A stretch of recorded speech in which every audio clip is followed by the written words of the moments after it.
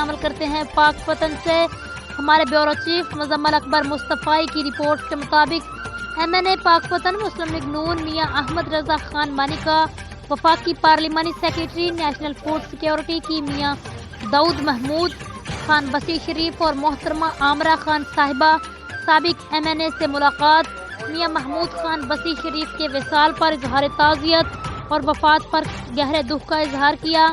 ان کا کہنا تھا کہ میاں محمود خان بسی شریف کا خلا کبھی پر نہیں کیا جا سکتا، وہ بزرگ سیاستدان اور روحانی شخصیت ہے۔ اس کے لیے دعائے مغفرت بھی کی گئی کہ اللہ تعالیٰ ان کو جنت الفردوس میں اعلیٰ مقام عطا فرمائے۔